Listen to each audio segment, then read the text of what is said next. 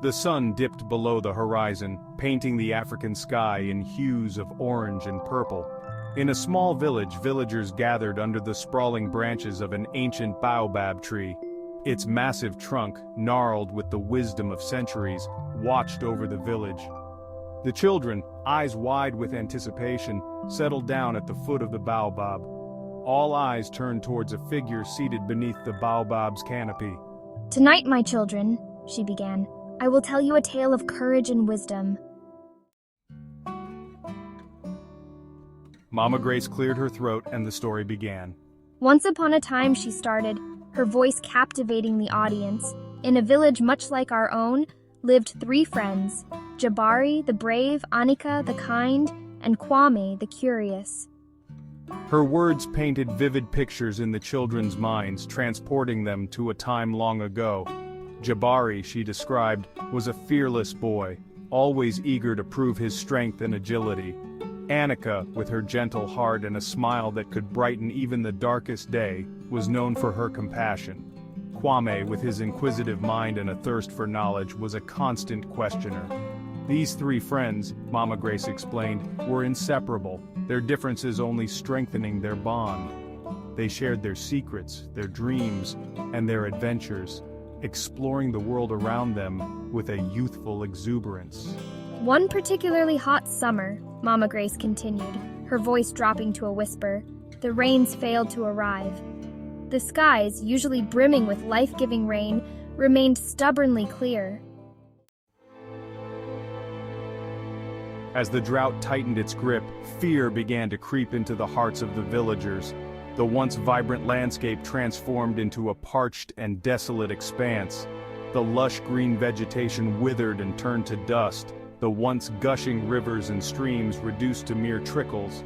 The animals, their usual playful energy replaced with a desperate search for water, grew thin and weak. The villagers, used to the abundance of their land, found their crops failing, their water supplies dwindling, and their livelihoods threatened. One evening, as the sun set on another day of scorching heat, the village elders gathered under the ancient baobab tree. "We must seek guidance from the spirits," she declared, her voice firm despite the worry etched on her face. "We must embark on a journey to consult with the wisest creature in the land, the ancient tortoise who resides in the Cave of Whispers." Mama Grace's words ignited a spark of hope in the villagers' hearts. They knew the legend of the ancient tortoise, a creature said to possess immense wisdom and knowledge. A journey to the Cave of Whispers, however, was not without its perils. The elders, determined to save their village, decided to send their bravest and most resourceful young ones on this perilous quest. Jabari, Anika, and Kwame were chosen for this important mission. The entire village gathered to bid farewell to their young heroes, their hearts filled with a mixture of hope and trepidation. Before their departure, Mama Grace presented each child with a special gift.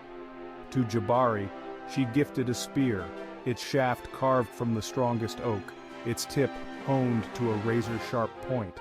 To Anika, she offered a pouch filled with healing herbs and soothing balms. And to Kwame, Mama Grace handed a small leather-bound journal and a charcoal pencil.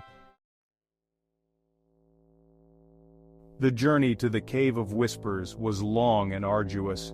Days turned into nights as the children traversed scorching plains, navigated dense forests, and crossed gushing rivers. Throughout their journey, they faced each challenge with courage and resilience, their friendship, their strongest weapon. Finally, after weeks of travel, exhausted but undeterred, they reached a clearing. Towering before them was a mountain, its peak shrouded in mist, and at its base, a dark, forbidding cave. This was the Cave of Whispers, the dwelling place of the ancient tortoise. As they cautiously approached the cave, its silence amplifying their heartbeats, they felt a sense of awe and trepidation.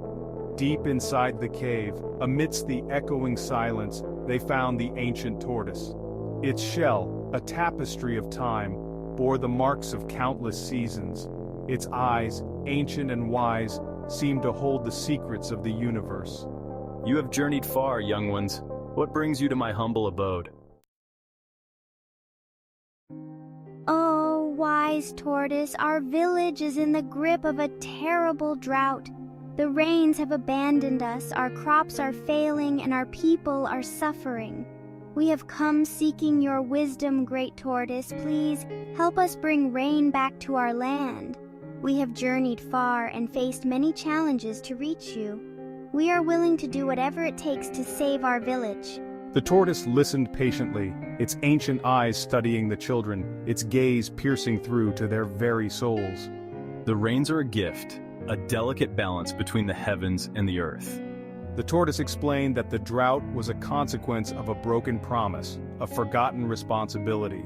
Many moons ago, the villagers had pledged to protect the spirits of the forest, to live in harmony with nature.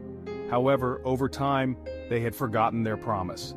They had taken more than they needed, disrespected the sacred grounds, and disrupted the delicate balance of nature.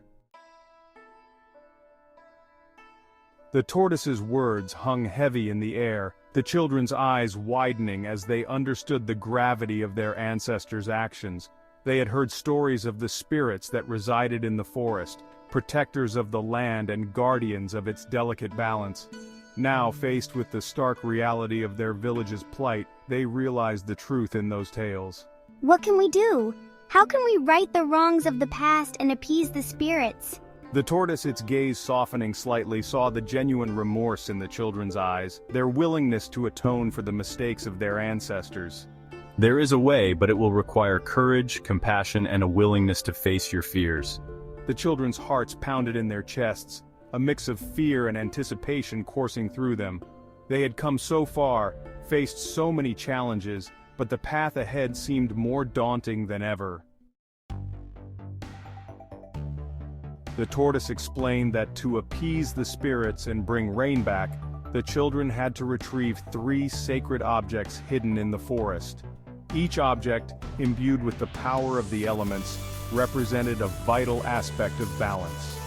The first object, a feather from the mythical thunderbird, represented air, the life-giving breath. The second, a scale from the river serpent, symbolized water, the lifeblood of the land. And the third, a seed from the great baobab, embodied earth, the fertile ground of life. These are no ordinary objects, young ones, the tortoise warned. The children listened intently, their hearts filled with determination and trepidation. They knew the fate of their village rested on their young shoulders. With a deep breath, Jabari, Annika, and Kwame vowed to fulfill their mission. As they stepped out of the cave into the sunlight, they knew their journey was far from over. Their quest for the sacred objects led them through treacherous ravines, whispering forests, and across sparkling streams.